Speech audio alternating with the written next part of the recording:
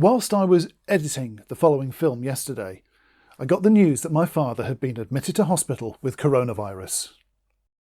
There's an irony about me working on a film about managing anxiety at the time a major source of new anxiety enters my life. Completing the video today is part of coping with this new anxiety.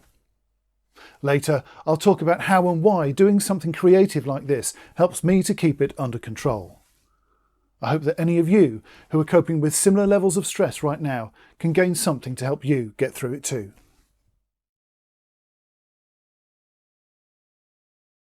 In the month of April 2020, Autistamatic has been producing a series of daily short films on social media called 30 Days of Autism Awareness. One of them covered an aspect of our lives that's rarely mentioned outside autistic social circles: autistic anxiety. It's a constant companion to a great many of us, and many more have experienced some level of clinically significant anxiety at some point. Whenever I talk about anxiety, I get asked in posts and direct messages about how best to overcome it. Until now, I've steered clear of the question. Why? Because I don't have all the answers. Much as I've learned and grown over the years, I've not tried every technique and treatment that gets recommended. What I can do, though, is talk about my own experiences and what helps me.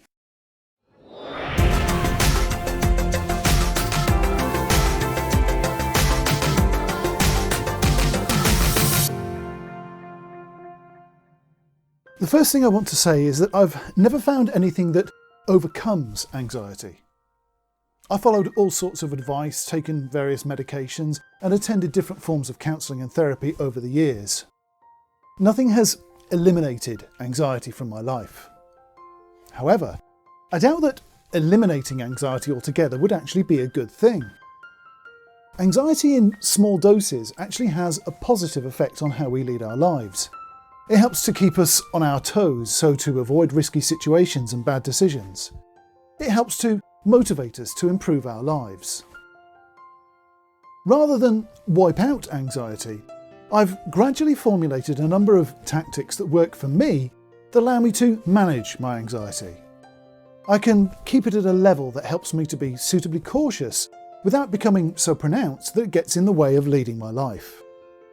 I won't be talking about any medications, whether from a doctor or otherwise. I also won't be going into any dietary supplements, herbal treatments or alternative approaches. This is about how I personally manage my own anxiety so that I can keep my life ticking over.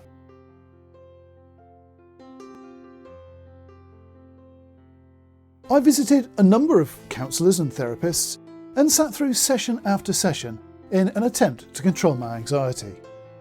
I know many other autists who swear by professional counselling and therapy, even finding that when they can't get to see their therapist, it causes anxiety in itself.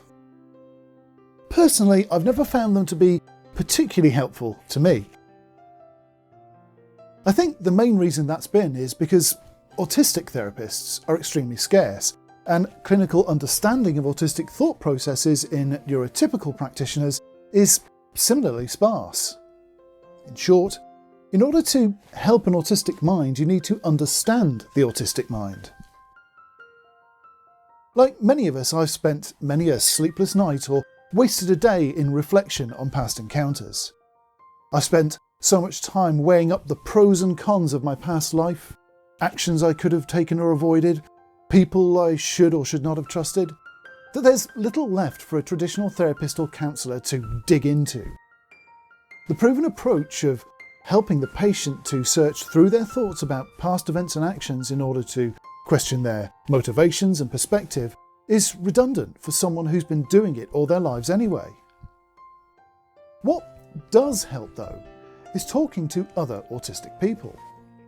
This used to be very difficult, but in the internet age it's as easy as logging into a social media account and searching for keywords and hashtags. Nobody is going to understand the workings of an autistic mind better than another autistic mind, because they'll think along similar lines.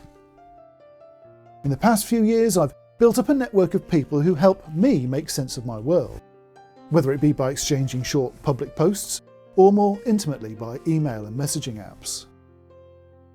While most of these people are not clinical specialists, each has their own insight and perspective on the autistic life experience, and I've found it invaluable to have such contact to enable me to make sense of the scary world we all live in. Whilst professional talking therapies haven't worked for me, it doesn't mean that your experiences will be the same as mine. But whether you choose to go down the professional route or not, reaching out to other autists online can be a great way of understanding that you're not alone or being unreasonable.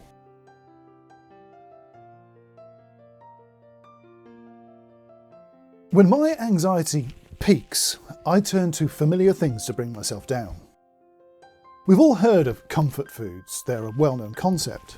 Some brands of Shotcut have even been marketed using the angle that they may help us to calm down on a difficult day. I'd be a liar if I said that I don't occasionally munch comfort foods to help me over a particularly rough patch. But like anything, no matter how high our anxiety levels, doing anything to excess can have consequences in the long term. You don't want to get over one source of anxiety only to have it replaced by anxiety over your health or weight. All that said, there's nothing like a plate of chips or a bag of jelly babies to take the sharp edges off a particularly stressful day. A great source of comfort for me lies in certain movies or TV shows. When anxiety gets in the way of normal functioning, then there are films that are incredibly familiar to me yet engaging enough to take my mind off the problem at hand for a while. Everybody's taste is different. For me, it's films like Starship Troopers, The Matrix or Star Wars, especially the despecialised edition. Old British situation comedies from the 1970s and 80s are really good to lighten my mood too. When we're suffering from anxiety, taking our minds off the situation is not a permanent solution. We still have to face the source of our troubles in order to overcome them, but taking a break from it helps to calm me. Like a lot of others on the spectrum, anxiety and stress can manifest in profound physical symptoms, and losing myself in something comforting and familiar could give me the breather I need for my physical symptoms to subside, so I can face my problems head on. Even at times when anxiety is in the background, a little of something comforting is a useful way of keeping it under control. Familiar music and smells can help. Rereading favourite books too. Every night before I go to bed, I put on an episode of one of those old British situation comedies to help me wind down for the night.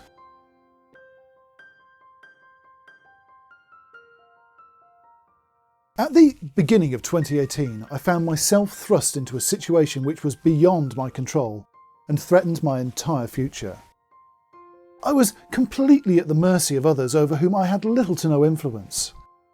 It was one of the most anxious times I've ever lived through. By the end of 2018, I had started Autistamatic. One of the best tools I know of for driving my own anxiety down to manageable levels is learning something new or creating something. In particular, learning a new skill has helped me in the most difficult of times. Prior to that difficult time, I had been enjoying YouTube for several years and was certain I could do it myself. I toyed with several ideas on what approach to take and what subject to cover. Eventually, since my autism was related to the fix I was in, I decided to do something to contribute to helping other autists make sense of their lives, and Autistamatic was born. Learning a new skill, in this case making and editing videos, kept me sane through this period. My anxiety was almost unmanageable before I started. I was suffering physical shutdowns regularly, could barely focus on anything, and my mind was full of thoughts of the darkness I was submerged in. Learning something new gave me something to focus on though. When we learn, we can't help but see gradual improvement. Every day we know something we didn't know the day before. It may be a useful fact or a trick that improves our results. It gives a sense of achievement that reminds us that however wretched the world around us is making us feel, we still have value. We can still make or understand something new. It could be learning to draw, to program or to write. It could be an instrument or a DIY project. Maybe there's a style of cuisine you've always enjoyed but never known how to cook, or even one you've been curious about. There are foreign languages to learn, songs to sing, and books to read. It doesn't have to be something expensive or even cost anything at all. I started making videos with my cell phone camera, and I still use the same free-to-use open source software tools to make my videos as when I first started 2 years ago. I'll leave links to some of them in the description below if anyone fancies trying it out for themselves.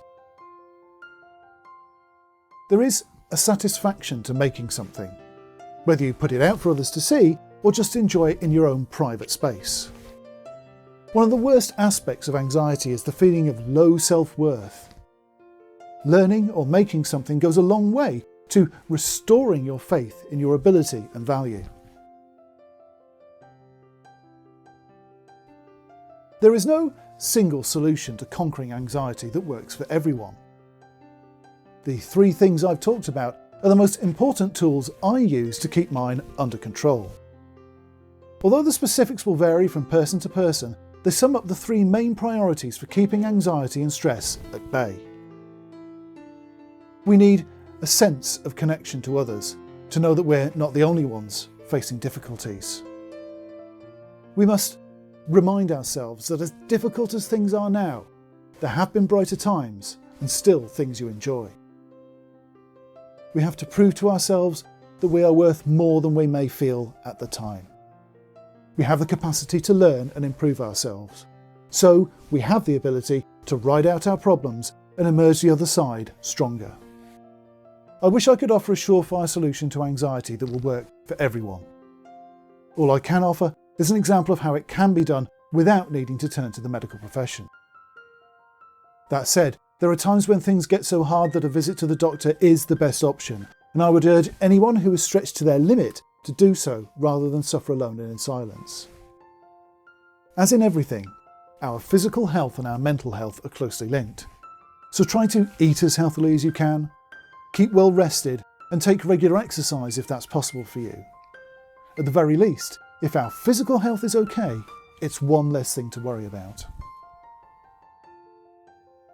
I hope you found some of this useful.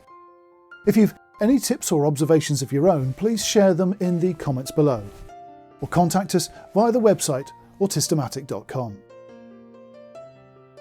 Thanks for watching.